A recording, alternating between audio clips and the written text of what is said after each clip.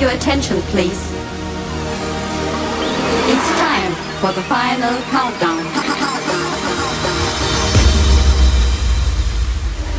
The show starts in 10, 9, 8, 7, 6, 5, 4, 3, 2, 1, go!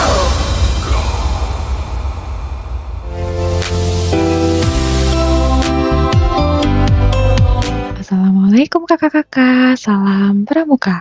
Selamat datang di kelompok 1. Kali ini kami akan menyampaikan tentang standar gugus depan unggul. Disimak baik-baik ya, and enjoy. Tapi sebelum itu kita kenalan dulu yuk. Ada siapa aja sih di kelompok 1? Di kelompok 1 ada Kak Rois, Kak Rizka, Kak Bia, Kak Nisrina, Kak Fenti, Kak Dewi, Kak Endang, Kak Laili, Kak Edi, dan Kak Wepi. Nah, sekarang kita masuk yuk ke materinya. Sebagai pembuka, ada bidang sumber daya manusia. Di dalamnya mencakup yang pertama ada Mabigus. Mabigus yang unggul adalah tim yang diketuai oleh kepala sekolah yang bekerja secara sistematis, organisatoris, dan inovatif. Mabigus harus berdasarkan surat keputusan kuartir dan dilantik oleh kuartirnya. Mempunyai program Mabigus yang dibuktikan oleh dokumen program kerja Mabigus. Yang kedua ada pembina gugus depan. Pembina gugus depan yang unggul adalah pembina yang berlatar belakang KML.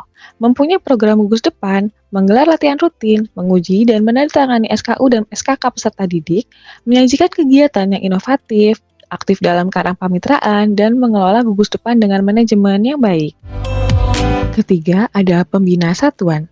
Pembina satuan yang unggul adalah pembina yang berlatar belakang KML, membina sesuai dengan kemahirannya, berada di tengah-tengah peserta didik, menguji dan menandatangani SKU dan SKK, tertib administrasi satuan, menyajikan latihan mingguan dengan inovatif, aktif dalam karang pamitraan, dan senantiasa belajar untuk peningkatan dirinya. Kedua, ada bidang administrasi dan manajemen. Unggul dalam administrasi dan manajemen dalam gugus depan atau gude pramuka adalah kemampuan mengelola kegiatan dan administrasi secara terukur dan sistematis. Fungsi administrasi, ada apa aja sih fungsi administrasi? Pertama, memberikan pedoman dan arah bagi pembina pramuka dalam menjalankan tugasnya. Kedua, melatih dasar-dasar tata usaha kepada peserta didiknya. Dan yang ketiga adalah mengelola administrasi keuangan, sarana, dan prasarana kepramukaan. Contoh-contoh administrasi gugus depan. Yang pertama, permintaan pendaftaran anggota. Kedua, daftar induk anggota gugus depan. Ketiga, daftar inventaris gugus depan. Keempat, buku tamu gugus depan. Kelima, laporan semester data dan kegiatan. Keenam, catatan peristiwa penting atau logbook. Ketujuh, buku registrasi peserta didik. Kedelapan, buku catatan pribadi peserta didik. 9, buku daftar hadir latihan. Dan yang terakhir adalah buku pelantikan.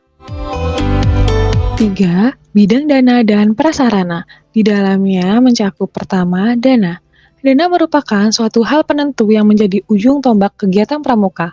Dana yang tersedia bisa bersumber dari dana BOS, peserta didik, komite, tokoh masyarakat, mabigus, kemitraan, maupun dari kegiatan yang mampu memberikan keuntungan.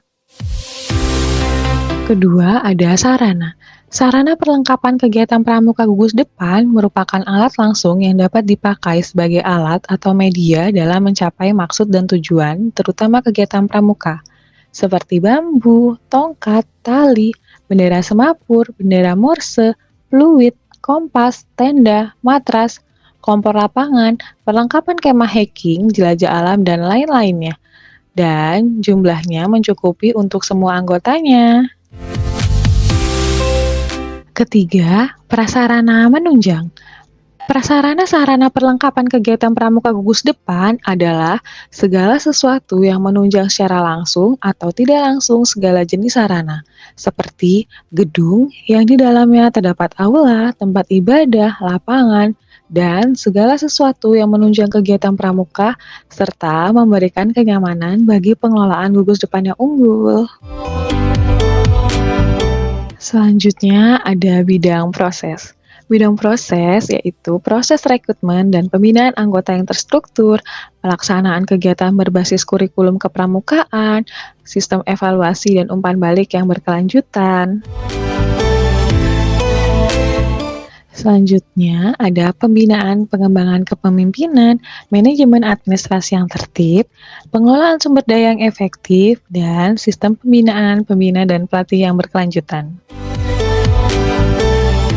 Selanjutnya, bidang kegiatan. Yang pertama ada manajemen kegiatan, yaitu proses pengelolaan kegiatan yang dirancang sesuai dengan tujuan pendidikan kepramukaan. Kedua, perencanaan, pelaksanaan, dan evaluasi kegiatan.